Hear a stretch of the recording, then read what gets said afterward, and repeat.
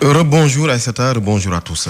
À la une, les Sénégalais de 47 ans qui scandalisent l'Italie. Pourquoi une telle folie et surtout, qu'est-ce qu'il avait dans la tête pour s'attirer l'attention des médias internationaux? Pourquoi a-t-il voulu s'en prendre à de pauvres innocents, la cinquantaine de collégiens qu'il ramenait d'une sortie scolaire? En Italie, c'est encore l'incompréhension, voire la curiosité, les deux sans doute. Incompréhension, curiosité et surtout colère. Oui, colère des officiels, colère des enfants, colère des défenseurs de l'école, colère des parents d'élèves et surtout des parents dont les fils ont été pris en otage par Ousseynou Sy, du nom de cet homme d'origine sénégalaise qui n'a pas hésité à recourir à la méthode radicale pour faire passer un message. C'est la thèse que retient la Tribune dans sa apparition de ce vendredi.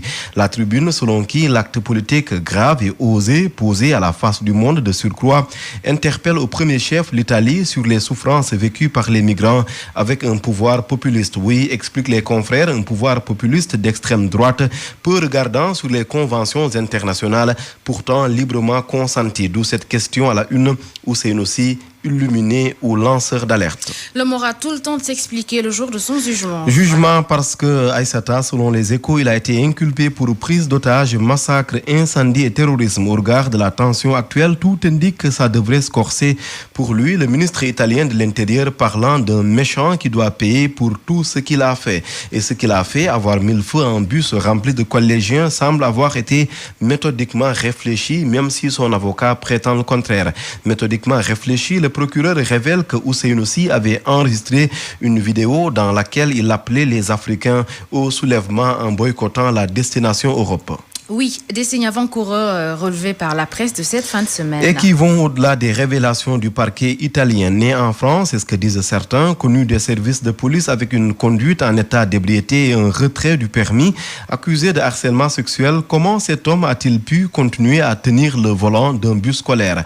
Le quotidien critique pointe plusieurs contradictions dans le dossier du monsieur qui fait bouillonner l'Italie de colère pour prendre la une de Vox Populi. Si la plupart des confrères reprennent l'expression d'origine sénégalaise, ce n'est pas le cas pour les Échos qui préfèrent parler d'un franco-italien. Et comme les Échos, les Sénégalais d'Italie se démarquent aussi. Et pendant que le fils de Donald Trump, Trump Junior, ironise sur la situation via Twitter, comme son papa, la communauté sénégalaise Aïssata, toujours dans Vox Populi, fait part de sa réprobation et même présente ses excuses dans une vidéo diffusée sur YouTube où elle condamne par la voix de son représentant et porte-parole un geste inacceptable, indigne de quelqu'un qui a des liens avec le Sénégal, pays connu pour sa tranquillité et la culture de paix entre ses fils. Oui, Ousmane, mais des meurtres se passent quand même chez nous. Et celui qui alimente la chronique ces jours-ci, la lycéenne de Diourbel qui a raccourci les jours de son professeur, Henriette Diatta, placée sous mandat de dépôt, de même que sa mère. L'information relayée par plusieurs journaux ce matin, toutes deux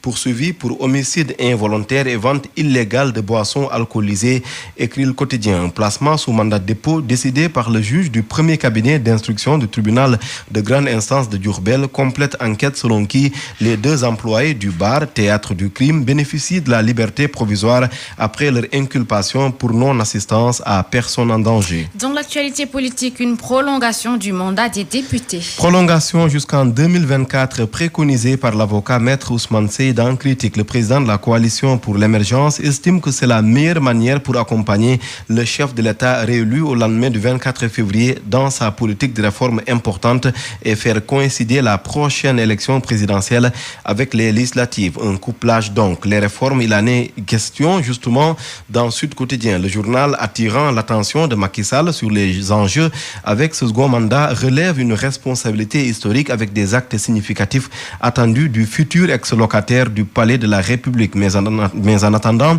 qui doit composer son gouvernement? Va-t-il retenir ces indéboulonnables, comme les appelle l'AS, Augustin Tine, Ali Ngouille Ndiaye, Serigne Mbaye Thiam? Réponse dans quelques jours, sûrement.